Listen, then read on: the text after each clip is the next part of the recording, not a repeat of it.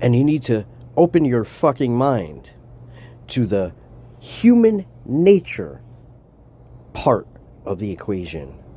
The human brain part of the equation. The behavior, the actions. Because when you remove your fucking emotions from it, you begin to think clearly and see more clearly how people get coerced into things, manipulated into things. It's real simple. This whole world is psychology. Everything, marketing is psychology. Selling is psychology. Everything you buy is based off of scientifically proven psychology. And when do you think they did those experiments, folks?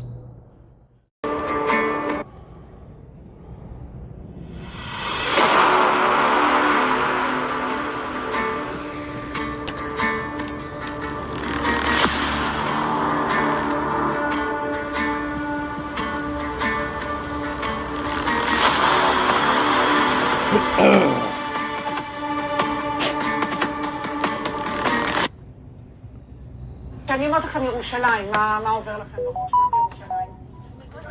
זה ירושלים? בית המקדש. כותל. מה עוד? מי מאמין שבית המקדש ייבנה בשנים הקרובות? מה יש שם עכשיו על בית המקדש? אז מה יקרה מהמסגד? יישבר? אם מכן פגש בשנה האחרונה ילד ערבי?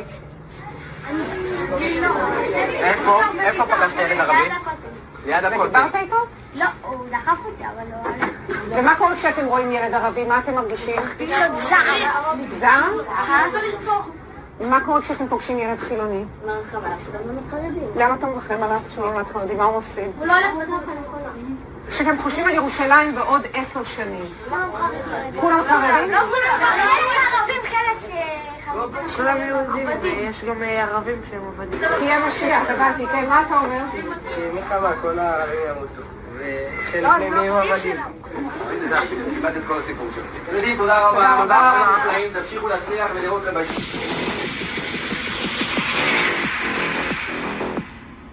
The word Israel was first presented in the Bible as a name given to Jacob after he fought an angel. Its meaning was a man who has struggled with God and is commonly translated as God prevails or man seeing God.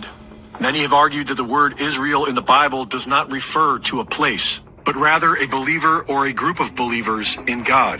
Others believe the land known as Palestine was where the biblical state of Israel once stood.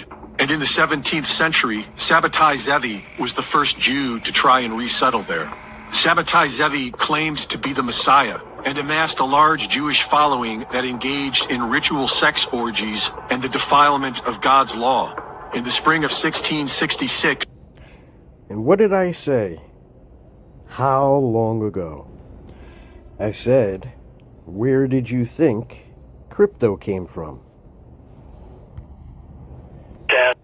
Sabbatai Zevi declared himself to be the Jewish Messiah in the year 1666. This false Messiah led the largest Messiah movement in Jewish history and attracted more than half the population of European Jews. How did he do it? By promising to return the Jews to their ancestral homeland in Palestine. Sabbatai Zevi made everything that was holy unholy. He rejected the rules of the Jewish holy books and every standard of Jewish decency. There would be no more guilt or sin or right or wrong. No more sexual taboos, no more 10 commandments, no more fasting. Instead, there would be feasting. Sabbatai Zevi's immoral leadership finally fell from grace when the Sultan of Turkey threatened him with torture unless he converted to Islam. Sabbatai converted to Islam, but he brought his infectious evil theology with him. 1 century later, Jacob Frank proclaimed himself to be the reincarnation of Sabbatai Zevi and the living Messiah for all Jews. Not even Sabbatai Zevi was as evil as Jacob Frank and his disciples. Jacob Frank rejected traditional Judaism. He reversed the truth and told his followers, since we can't all be saints, let's all be sinners. The best way to imitate God, said Frank, is to cross every boundary, transgress every taboo, and mix, as God did, the sacred with the profane. Orgies, incest, rape, and sexual intercourse with children, including sodomy on young boys, were no longer sinful. Now, let's look at something else. Ein Herbsttag, one autumn day in the mid-70s, a friend from school days from the United States came on a visit. As always, we talked firstly about politics. To my astonishment, he declared that the murder of millions of Jews by the National Socialists was an invention. Invented by Jews themselves to blackmail the Germans. I was outraged and decided to find out the truth, to question Germans and Austrians who had lived through these events. Until then, I only knew what the victims had said, the survivors. But how did the Germans and the Austrians, prominent people as well as the men in the street, see the murder of the Jews? How did they find out about it? And when? I wanted to research this. I wanted to substantiate. Not all the people I wanted to speak to gave me an answer. Those who remembered the truth and testified before the camera are also witnesses before history.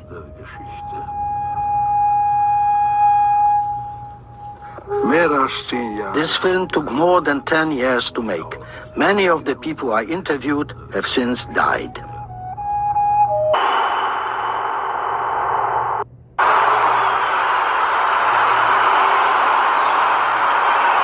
Does that remind you of something? Does that remind you of what people do in this political game that has captured them?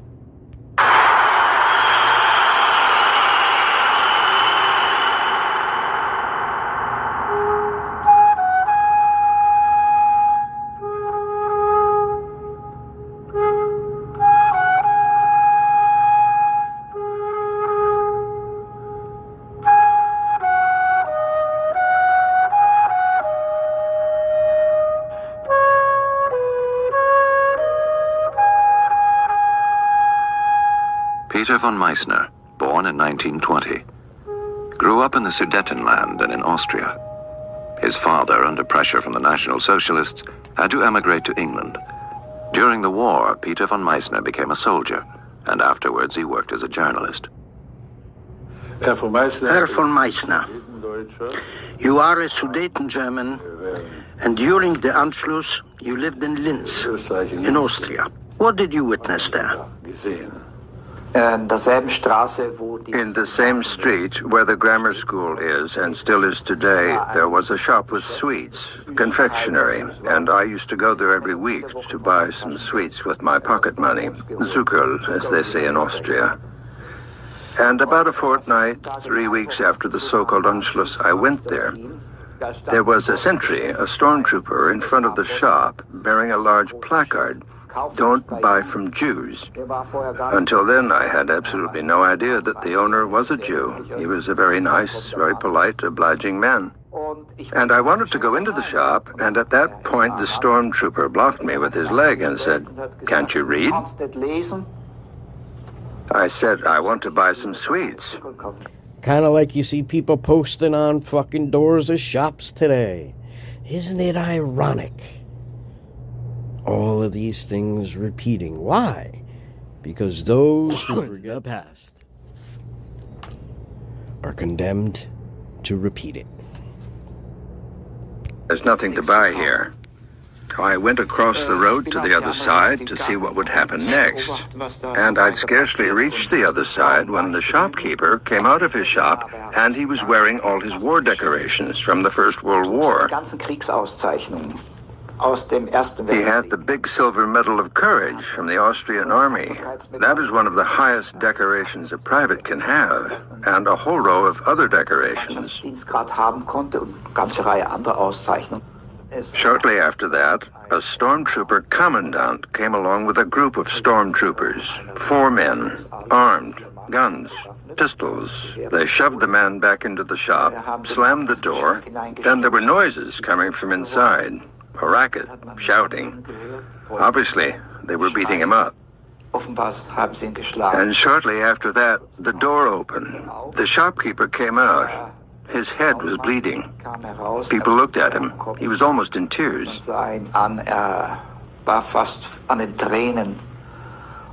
And his medals had been ripped off. And one of the stormtroopers had a pistol in his hand and was waving it about triumphantly, as if it were some kind of booty. And then the shopkeeper said, "Please leave me the pistol. It's from the war. When I was wounded, it was washed in my blood." Wie ich verwundet war, mein Blut darüber geflossen.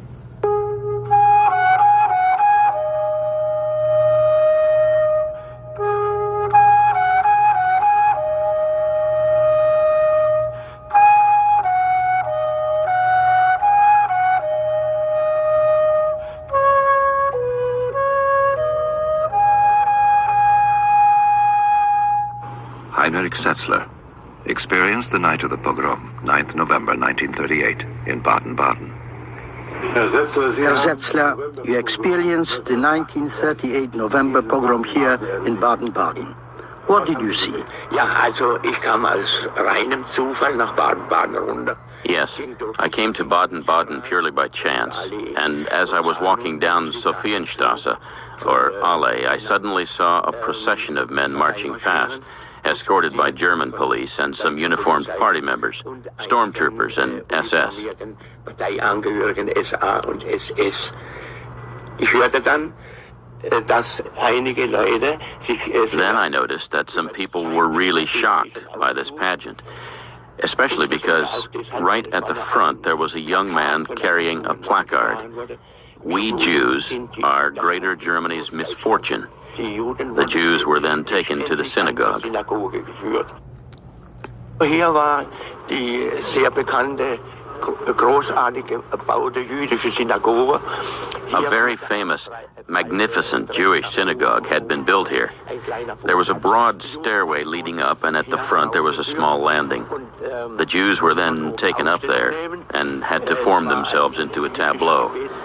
A Jewish prayer mat was spread out, and then suddenly a ruffian went up to the well-known lawyer Dr. Hauser and beat him to the ground. What happened inside the... There were similar scenes going on inside the building too. So, the synagogue attendant, or a cantor, had to read out a chapter of Adolf Hitler's Mein Kampf. The Horst Wessel-Lied was also sung, allegedly, that's what I heard.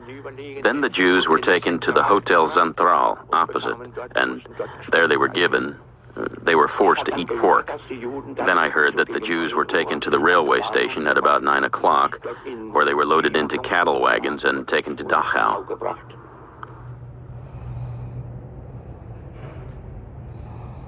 Wolfgang Schöller, born in 1921. During the war, he was a lieutenant and company commander. After Stalingrad, he became a Russian prisoner of war. He was a lieutenant colonel in the Bundeswehr after the war. Ich war 17 Jahre alt. Wir hörten in der Nacht. I was 17 years old. In the middle of the night, we heard a terrible noise. We lived near the synagogue, and we ran to the window, and in the street we could see a horde of stormtroopers going past. And they had dressed themselves in prayer shawls.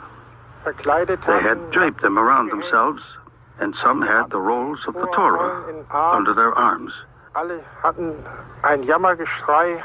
They all broke into wailing and lamentation. This scene made a very deep impression on me. Somehow it seemed unreal. The next day I found out that they had set fire to the synagogue. They had burned it down. First the police and the fire brigade came, and then the stormtroopers stormed into the synagogue, probably poured petrol onto the oak benches, and set the synagogue alight. Alexander Primavesi, born in 1926. Enthusiastic member of the Hitler Youth and National Socialist. After the war, he became a police officer. During Reichskristallnacht, that is the night of the 9th to the 10th of November, in the morning some of us, a few schools, got the day off. So did I. Other schools were led through the town by their teachers. I grew up in a small town. There were 10,000 inhabitants, and there were 160 Jewish people also living in this town. The shops there were devastated on the morning of the 10th by stormtroopers and SS men. Articles of clothing were strewn about the street. The male Jews had been taken away. They were taken to so-called labor camps or concentration camps until they signed over their assets to the state. Then they were released again. The town synagogue there was on fire inside. I saw that with my own eyes. Now, do you see males going into every country today? Military age male from every country. The curtains, the prayer books, the rolls of the Torah, and so on had all been thrown on the floor and set on fire. How many people were killed in this pogrom? According to present-day historical knowledge, 90 Jewish townspeople were killed in the pogrom. Klaus Hornig, born in 1907. As a lieutenant during the Polish campaign, this lawyer refused to take part in atrocities against civilians. He expressly instructed his company that paragraph 47 of the Military Criminal Code gives every subordinate soldier the right to refuse to carry out an illegal command. Until the end of the war, he was in Buchenwald concentration camp because he had berated a murderer as an SS lout. Dr. Hornig, were you there during Kristallnacht? Did you witness Kristallnacht? I witnessed Kristallnacht in 1938 here in Munich because I had moved from Trier to Munich in order to resume my law studies after a break of 8 years. And I mainly saw it in Theatinerstrasse, where the elegant shops were. I saw how they were completely wrecked. Then in Hildensberger Strasse, I saw how the Jews were being brought out of their apartments. The furniture was also being taken away at the same time, and the Jews were then taken to Dachau. To the concentration camp. To the concentration camp, yes, that's right. And I was just amazed the way the police were standing by and not doing anything. They didn't intervene, you know. It had all been arranged by higher authorities, so the police were not allowed to intervene in any way against the stormtrooper mobs who were carrying out this action. Does that sound familiar? Have you been witnessing that kind of behavior in the past few years, folks? See, what you need to do is remove your fucking emotions and your attachment to the word, the 3 letters called Jew. You need to remove your attachment to the theological part of the equation. And you need to open your fucking mind to the human nature part of the equation, the human brain part of the equation, the behavior, the actions. Because when you remove your fucking emotions from it, you begin to think clearly and see more clearly how people get coerced into things, manipulated into things. It's real simple. This whole world is psychology. Everything. Marketing is psychology. Selling is psychology. Everything you buy is based off of scientifically proven psychology. And when do you think they did those experiments, folks? When do you think they took those experiments on to figure them out? What did the people there say? People were just standing around gawking, so, in other words, as if it served the Jews right.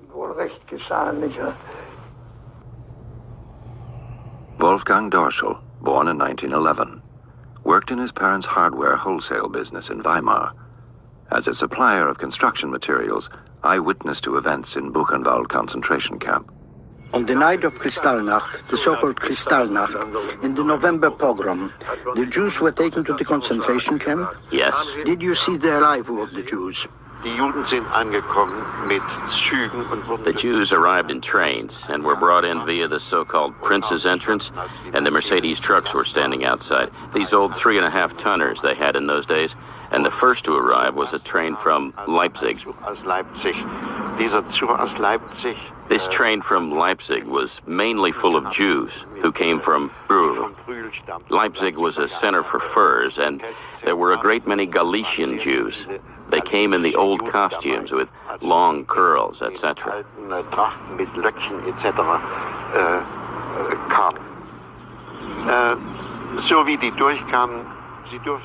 And when they came through, they were not allowed to walk. They had to run and leap onto the wagons, and if they weren't fast enough, the SS beat them with sticks. They didn't have whips, the SS. That is a fallacy. But most of them had canes, and they thrashed these people with them. Then a train came.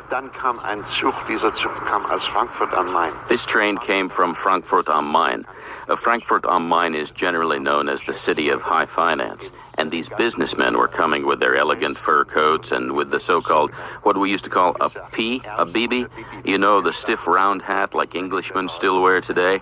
And they too were shoved together exactly the same and rushed onto the wagons and transported away.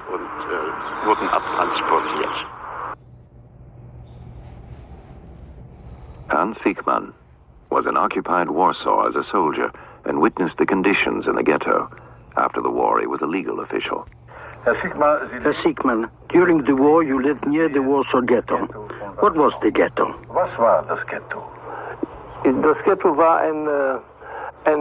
The ghetto was an enclosed part of the city of Warsaw. How was it enclosed? Partly with barbed wire, partly with wooden fences. Were there sentries? Yes, there were. Who lived there? The people who lived there were only Jews living there. How many people were there? Well, I would guess about 100,000. I would guess about 100,000. Did you go into the ghetto every day? Not every day, no. Perhaps once every 2 or 3 weeks. What did you do there? We were a motorized column, a vehicle convoy, and there were repair workshops in the Warsaw Ghetto where we used to take our vehicles for repair. Did the Jews work for you? The Jews did work for us. Were they good workers? They were good workers, yes. Did they get something to eat in return for doing the work? No. What kind of food rationing did they have? The Jews? Yes. I can't say. In any case, it would be very little. It certainly wasn't much. How did the people look? Well, emaciated, run down, starving and ill, more than ill. Did you see people lying in the street? People were lying in the street, yes, and some were dead and some were near death. Were the people afraid of you? People were not afraid of the Wehrmacht, but they were certainly afraid of the SS. How did they tell the difference? Well, the difference was, as they said, among the Jews in the ghetto, the soldiers with the national emblem on the right-hand side above on the chest, they were good, but the soldiers who wore the national emblem on their left sleeve up here, right, they were bad. And that was the SS. Did you see the SS brutalizing people? Yes, I saw that a few times. Did they beat them? I saw that a few times, yes. Did you see shootings? I didn't see any shootings, no. Were people begging for food? Yes, begging for food and also for drink. Why for drink?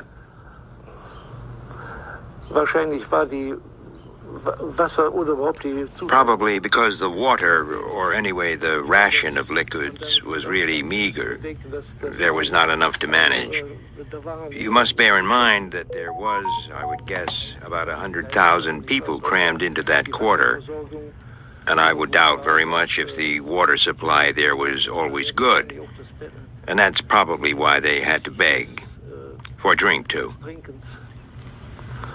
Did they beg from you too, for food or drink? Yes, the people in the workshop. Sometimes for a cigarette or any kind of tobacco, but certainly sometimes for bread. How did people survive there? Do you mean the people in the workshop? Generally. How did they survive? By trading. There was a lot of bartering going on. There would be one man with a pair of pants over his arm, and he would trade it for a pair of shoes, or someone who had, let's say, a pair of shoes, he would trade them for potatoes or food. That is, if anyone had anything to trade. Did you also see dead bodies on the street? There were bodies lying in the street, yes. Did you talk to your comrades about the conditions in the ghetto? Sometimes we talked about it. In fact, some pictures were taken. I was not the only one to take pictures. Others did too. What did your comrades say?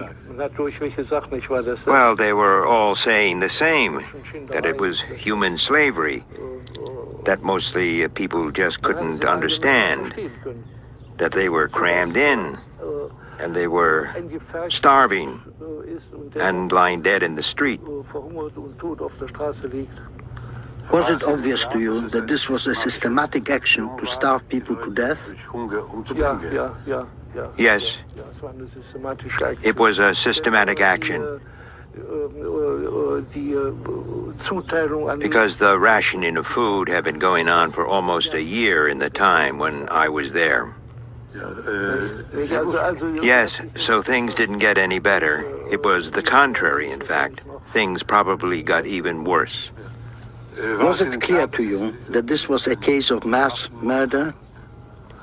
Yes. I didn't see mass murder in that sense. I saw a few corpses on the streets or people who had starved to death.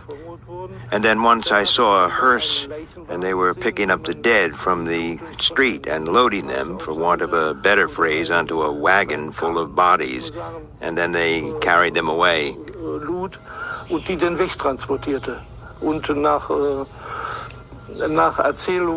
And according to stories from people who were also in the ghetto, they were said to have been buried in mass graves.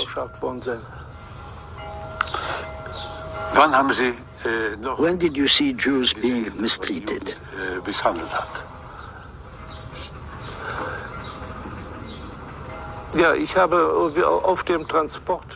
Yes, I was on the transport to Russia. We were transported to Rostov, and on a little station just before Charkov, I saw a freight train.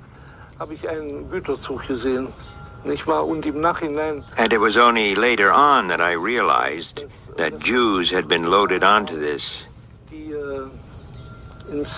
and had been taken to the extermination camp. You took photographs in the ghetto. Have you still got these photos? I still have the photos, yes. Would you show them to me? I'd be glad to show them to you, yes. Here in the first photo, you can see a woman lying, probably dead, covered with a blanket. In the next photo, you can see the entry or exit to the ghetto, guarded by a Polish policeman, and here is the wooden fence enclosing the ghetto.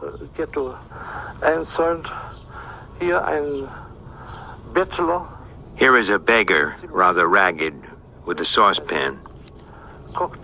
He is probably begging for food.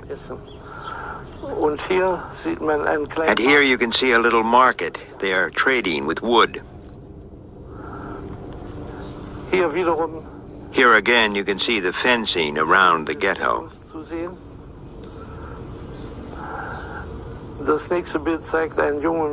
The next picture shows a young man with a plate in his hand who is presumably also begging for food.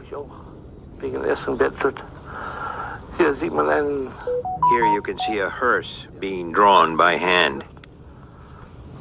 Here is an old woman. Starved to death? Probably dead, again covered with an old blanket. Here is a young girl with her brothers and sisters. Here you can see the tram which traveled only in the ghetto with the Jewish stop. And let's look at how everybody's dressed well and traveling and going to work every day. Seems like we got a worker over here. But nobody wants to pay attention to these things. On top. Mit dem Judenstern. Diese Aufnahme zeigt wiederum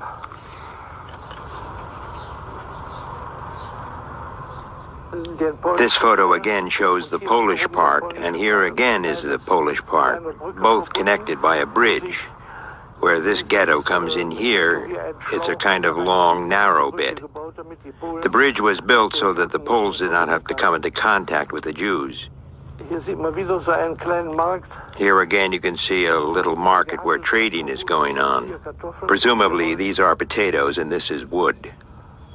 The next picture is also the entrance to the ghetto, where you can see the sign saying, "Prohibited, infected area, no stopping allowed." Infected area. Infected area.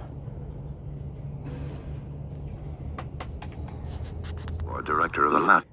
Because we need to remember what happened in 1918. But we seem to block that out.